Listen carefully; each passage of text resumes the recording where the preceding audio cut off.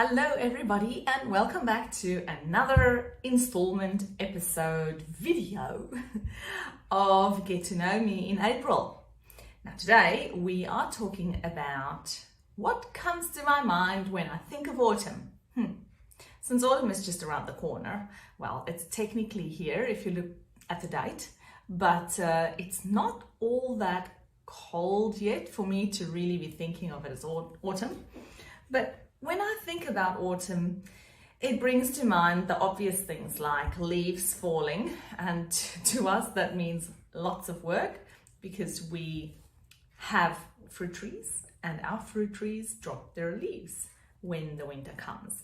So that means we will be raking, gathering, doing what it is that you do to get heaps and heaps of leaves together and put them in our bin. So that's exciting because it means we are going to work a few weekends to get that sorted. And I also think of some nicer things, which are warm leggings and boots. Woohoo! I love those. If you know me, you would have seen I wear boots through winter. Well, and that includes autumn too, because I get cold really quickly. Very easily. I'm usually the one in the office saying, oh, it's too cold. At council meetings, you'll know, I'm the one like, no. And then I sit there with like jumpers and jackets and coats and things on, and I am the cold one. So yes, me and cold, we don't gel. But what I do appreciate or enjoy of the cold is the fact that I can wear my jackets or my coats, probably more appropriate, because I do like leggings with boots and then a long coat, and I have a specific one that is like, I want to say fluffy. It's not fluffy, but it feels like I'm wearing a doona. You know, these padded ones that you get these days. So whenever I put that one in, it's like I'm getting into my bed and I'm like, oh, so nice and comfy and homely and warm and fuzzy. So I do really enjoy that. I also really like soup. And of course, with winter here, that's or autumn basically as a prelude to the winter, that's something that I do make a lot of. We recently bought a Thermomix, if you follow us on our 100 Sunsets series that we travel around Australia, you would have noticed that we say that we have a Thermomix that we took onto our trip, as well as our bread machine, and I still love those two machines to bits. And the Thermomix is quite handy because it can actually make some soup as well, so that's cool, you know, quick and easy if you're a busy mum, if you've got lots of kids, gazillion sometimes like I have. Then it's easy to just throw the stuff in the Thermomix.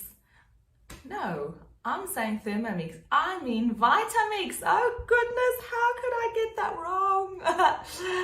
My sister-in-law would love me for this one because she's been nagging on me to get a Thermomix for so long.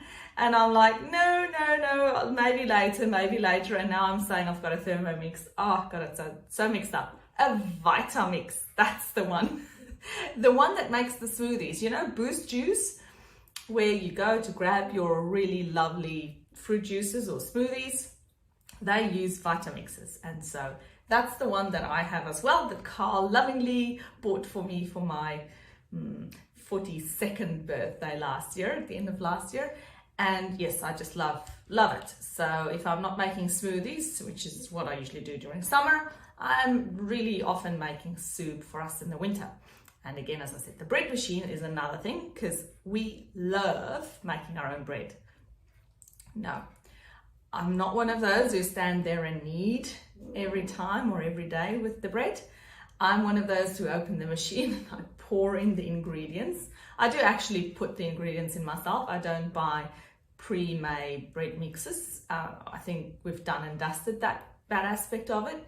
We like to use a specific type or brand of flour, which is called Lork if you're in Australia, and we have tried literally I think everything on the market because we've been making our own bread for almost 3 years now, I'd say 2.5-3 years, And I mean regularly, as in if not every day, at least every second day.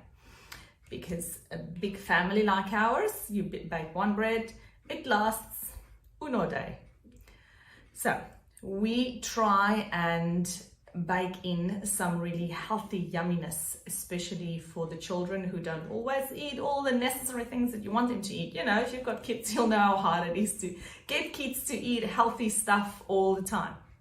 So I have found a good way for me is to bake some of that healthy yumminess into our breads.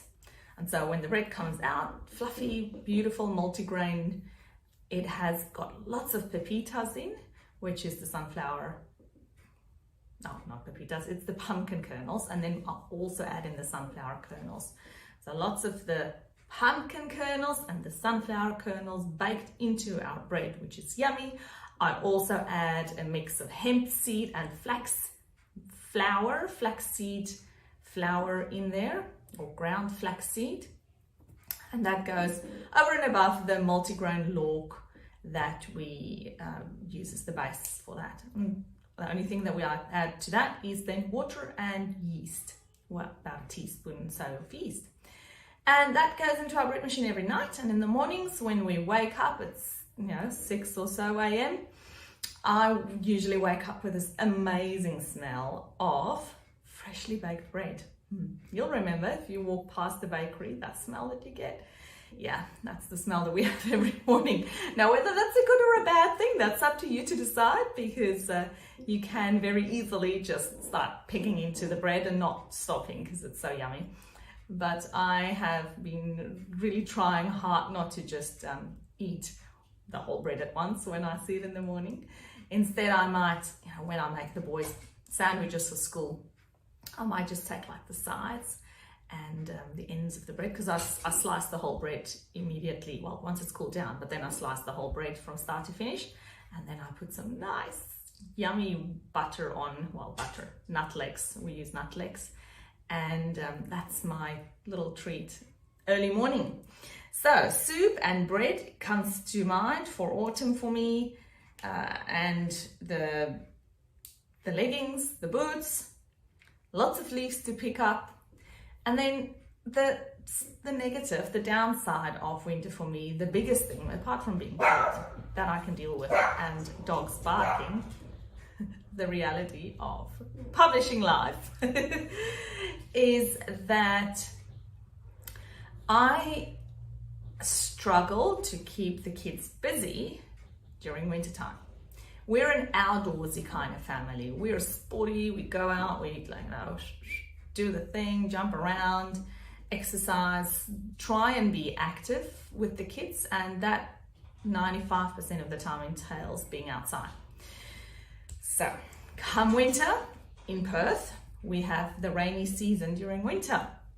And so it's not just all in cold, it's also darn wet. And little kids and rain and cold, it's not a good combination, because they go on the ground so often and they slip and they get really dirty and yucky. And anyway, so the things that we tend to then have to do with the kids during autumn and then also winter time are indoors kind of activities. Now, I can only do that much of colouring in with the kids, or I can only expect them to do that much colouring in. And of course, I don't want them to be on their iPads all the time.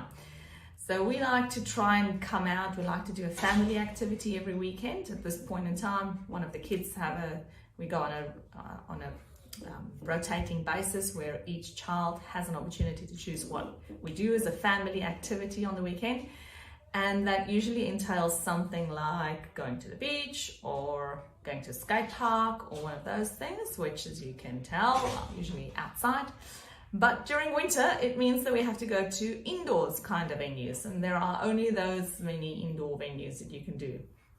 I really can only see that many indoor play centers. It's like I can do one max maybe in a couple of months, and then I feel like I've done my indoor play center for the year almost. So we go indoor play centers, and then things that the kids, they're starting to get a little bit older then at the moment, especially obviously the older ones. Capri is still only 2 years old, but Monaco and Bordeaux and Everest are getting easier at going to different places. So we can go to like trampoline parks, and we can go, indoor trampoline parks, and have these like inflatable worlds, which are also indoors as well. So those are the kinds of things. And cinema, you can do the cinema. You can try and do tenpin bowling or something like that. But yeah, it gets a bit difficult because the options for indoorsy things and kids when it's cold and wet outside is tricky. I'm assuming for the people living in the UK, they just have a gazillion options that's indoors, because it's always cold there. Well, for me, it's almost always cold in the UK. We're just not geared for that kind of climate here, or those kinds of activities. If it's only just me and Carl, it's easy. We can easily just go to a restaurant and hang out, or take our iPads, or do something like that, our computers, and keep ourselves busy very easily. Shopping, very good to do that too. But with little kids that age, not so easy. So there you have it. That's what comes to mind for me with autumn. Oh, and the other thing that I do not really enjoy all that much about autumn is the fact that the sun only rises much later in the day. Again, it's not like the Northern Hemisphere in the UK I'm referring to actually, where the sun only rises at like 9 o'clock in the morning, and it goes down from 4 o'clock it starts being dark. So it's not that bad for us, but still I prefer like 5 o'clock, 5:30 for the sun to start rising, and I like a 8 o'clock for the sun to set. That's a kind of ideal timing for me. All right, guys and girls, thanks so much for watching. If you've been here all along, nice to see you enjoying sharing or listening to me, sharing more about my life and who I am and what I stand for and the things I believe in. I'd love for you to come back again tomorrow, but before you do that, please tell me in the comments below, what do you think about when autumn comes to mind, or what comes to your mind when you think about autumn? Do you love it? Do you hate it? What's your favorite activities to do? Thanks, guys and girls, and I'll see you in the next one. Adios.